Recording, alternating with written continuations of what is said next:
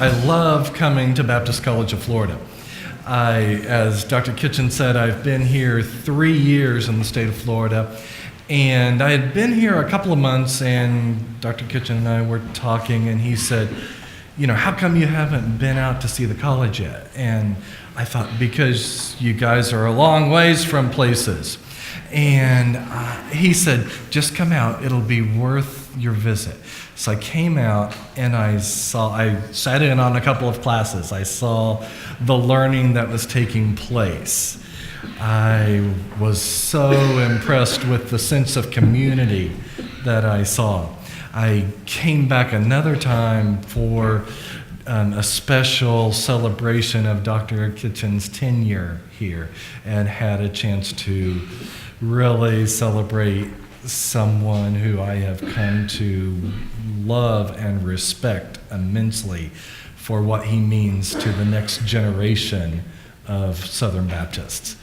And then I've come out just a couple of different times to see construction work that's going on. I've come out every time. I figured if I came out enough times that Dr. Kitchen would allow me to come up to the podium here, and so finally that has happened.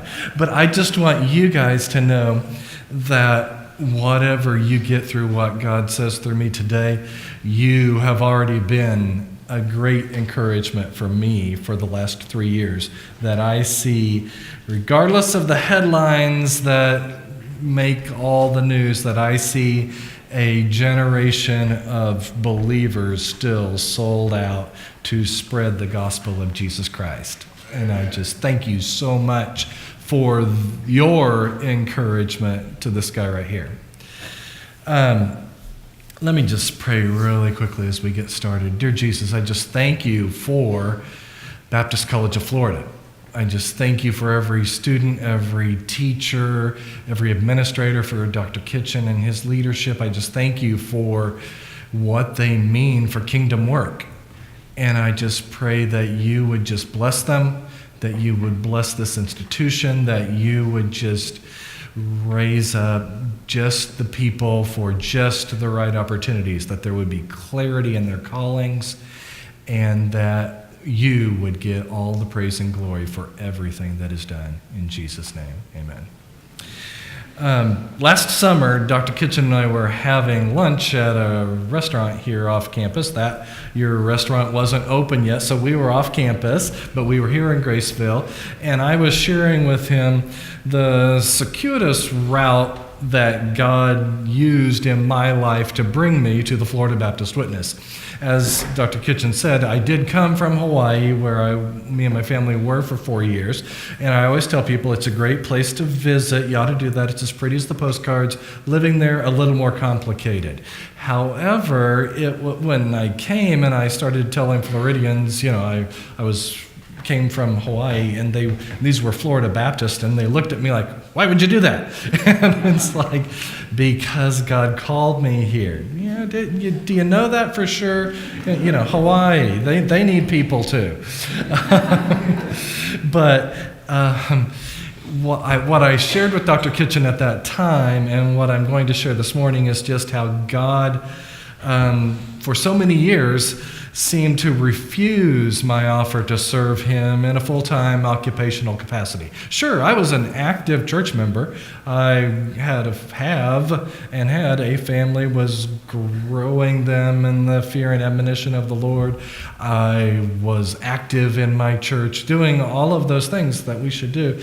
And yet I had offered about, I'm in my 20-somethings, and I had offered, God, let me do whatever you want me to do. And he did not call me to full-time Christian service. And I thought, weren't there other 20-somethings who were unwilling to serve? And yet here I am, totally willing, or at least I think I'm willing. I'm saying I'm willing. And you're saying, not so fast, Kevin. Looking back, I'm so glad that God chose this path for me, the path that I'm going to share with you today, and that his word kept me anchored through the 20 years it took for him to get me where he wanted me, but where he had me every step of the way. I've used a couple of passages kind of as my life verses along this journey. One is Isaiah 55, 8 and 9. For my thoughts are not your thoughts, neither are your ways my ways, declares the Lord. For as the heavens are higher than the earth, so are my ways higher than your ways, and my thoughts than your thoughts. And that verse has helped me when God didn't feel like he had to explain every little detail to me, that he was still in control. And then there's been Galatians 2:20. I've been crucified with Christ, and it is no longer I who live, but Christ who lives in me. And the life I now live in the flesh, I live by faith in the Son of God who loved me and gave himself to me. Those two verses have helped me understand where human understanding wasn't so possible, that God still had me in the palm of his hand, even if the palm wasn't where I had envisioned all of those years ago. Instead, I've learned to live richly in God's grace, understanding just a little bit about how God is totally free to do whatever he wants to bring his eternal plan to a glorious end. And in the process, that has meant bestowing undeserved blessings upon me in the process. Of course, the road to this point in my journey has not always been easy. While enlightening, Isaiah 55 started to be real for me when I was in high school, way back in the mid-1980s. I know, old, yeah, so way back there. And I felt the urge to go on a mission trip. And first felt the urge to be called, first felt the desire to want to be called into full-time Christian service. I remember reading this Christian magazine, and there was this tiny ad in this magazine, and it had some people building some things, and the headline was, "Get Dirty for God." And I thought, that's an interesting headline. So I talked to my parents, and I said, I think I want to do this. And they said, what is this? And I said, it's this ministry that takes high schoolers and college students and takes them for a summer mission experience and helps them build houses in third world countries. And my parents said, wow, that sounds courageous. You've never lifted a hammer around the house. And I said, but I'm sure they have people there who show me how to hit that nail. Just how could they let me loose otherwise? And so they did what every parent does, and they said, why don't you go talk to the pastor? And so as a 17-year-old high school student, I made an appointment with my pastor. And it's me, skinny me at the time, and I had this magazine in my hand, and I remember walking up the creaking stairs where his office was above the sanctuary, and so I heard these steps creaking. I sat down in this, what seemed like a little tiny chair. He had this, what looked like a humongous desk in the gulf that was fixed between us, and I said to him, he said, how can I help? And I said, Pastor Bob, and I laid this magazine on his table, and I said, my parents want to know what you think about this. And he picks up the magazine, looks at it for a second, lays the magazine back down, leans forward on his desk and says, what would you think if we had a youth mission experience at our church this summer? Would you be willing to go on it instead of doing this?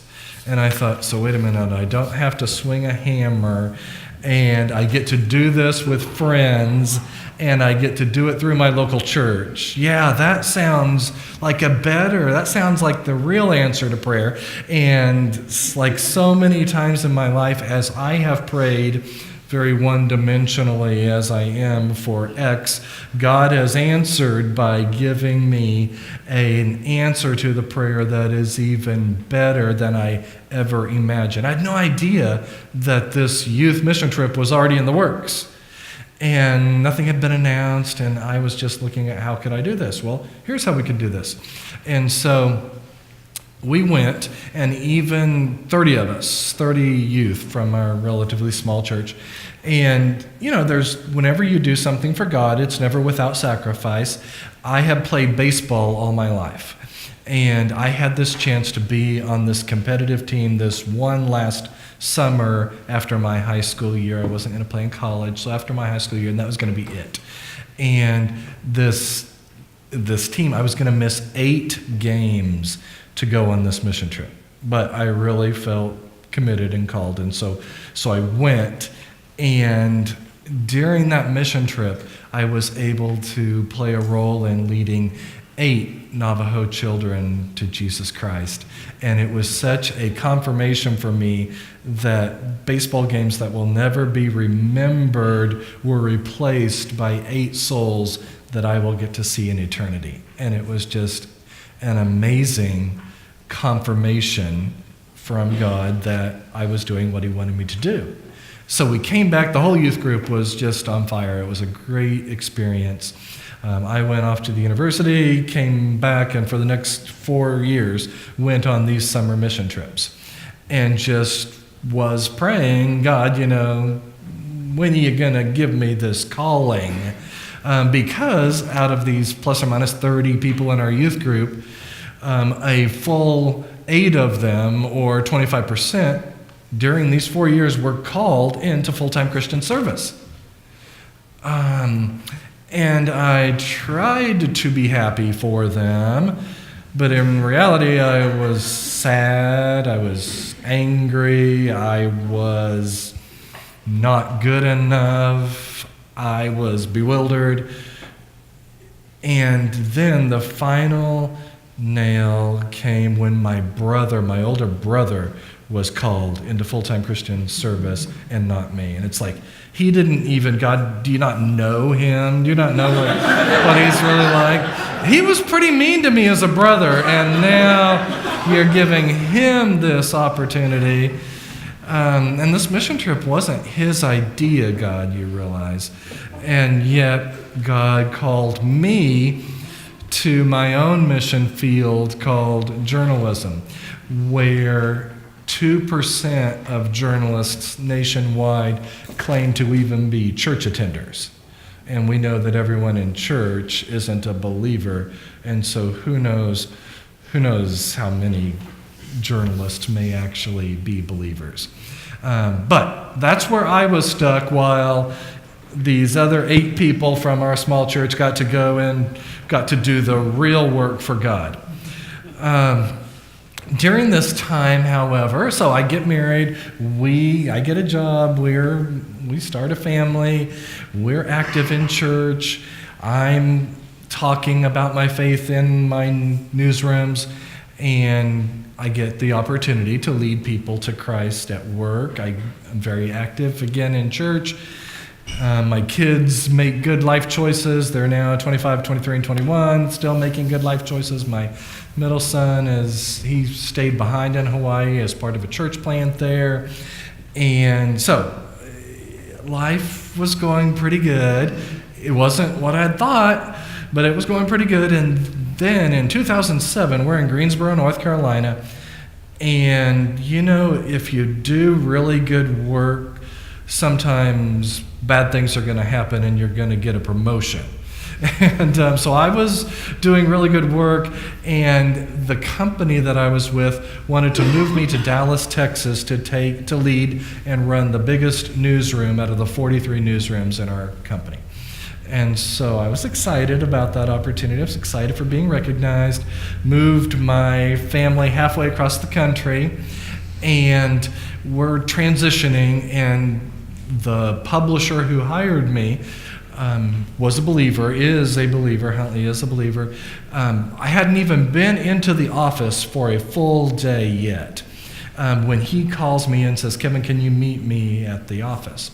So I did, and he said, shut the door. He said, I have been reassigned with the company, and I'm going to Charlotte, North Carolina.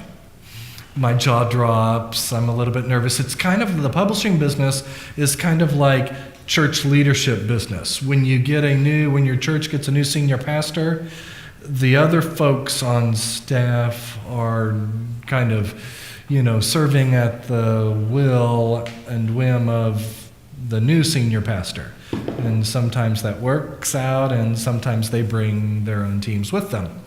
Well, that's how it is in publishing. My new publisher and I tried to work together for a couple of years. It was clear that she had someone else that she wanted in the role of editor.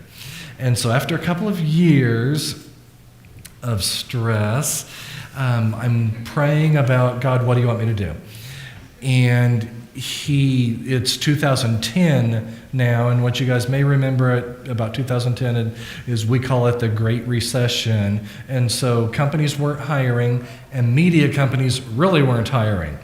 But there was this opportunity with my same company in this obscure place called Honolulu, Hawaii. And so we moved there.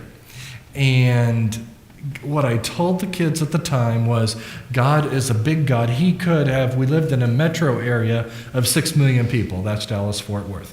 He could have found me a job down the street from where I was working. God didn't unintentionally get surprised. Oh my gosh, I'm disrupting your lives by sending you 3,700 miles away. No, it was strategic on God's part, and he had something there besides the desire to make sure we were cared for. He had work for us to do as a family. So I told my family that. We went there, and then all I needed to do was really believe what I was telling my kids. And, they were old enough now. When they're young, you can tell them that, and they just, because you're dad, they get it. Now they're kind of watching you to see, does Dad really believe that amazing thing that he just said that makes no sense? God could have done anything, but he's messing up my junior year of high school, my freshman year of high school. That doesn't sound like God. That sounds like Dad.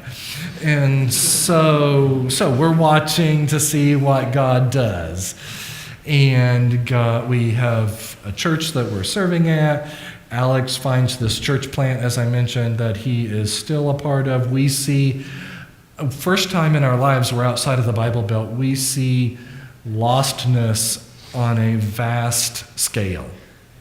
It was amazing to see. On the one hand, no one claimed to be Christian, and so, how in the Southeast where everyone's a Christian, because you're culturally Christian. In Hawaii, there's no pretense, and so we had some great opportunities to talk with people about Christ. Our church was very outwardly focused, and at work, I was making some changes to get the product that I was working on into the modern digital era. And those changes were very well received. And so life was going on, life was going kind of normal again. And then one day my brother, that brother who had been called into the ministry and was serving at the state convention in Florida, he calls me to Hawaii and says, Kevin, I just talked to a pastor here who's on the board of the Florida Baptist Witness. They can't find an editor for their publication. They're looking for someone who can make some changes, but also be very conservative, theologically be true to the gospel. Would you be interested?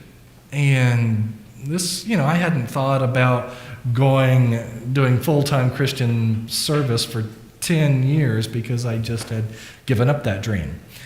And I said, I'd be interested in praying about it. And sometimes I've said that and haven't, but I really did pray about it this time. So my family is praying about it because they're saying, So Dallas to Hawaii now. In my senior year, you want to move me from Hawaii to Florida? Okay, this is still, I'm not quite getting this, Dad. We continue to pray and talk, and move here in 3 years ago, so 2014. Was able to, interestingly enough, the very things that I had been doing in Hawaii, those changes, were just the changes that I was able to implement at the Florida Baptist Witness. So in other words, without the change and transition at each stop that I had been going through, without going to Dallas, I never would have gone to Hawaii. Without, those steps along the way, God's perfect timing wouldn't have shown up, and He wouldn't have brought me here for this opportunity to lead the witness, just that He knew was going to be happening all along. And He just needed me to make sure that I was faithful to Him in the interim. In other words, God was preparing all along to answer my prayer. He just wanted to make sure I saw what was happening and that it was all about Him. Suddenly, I could see how everything God had done in my life professionally for the past 2 decades was leading to this answered prayer.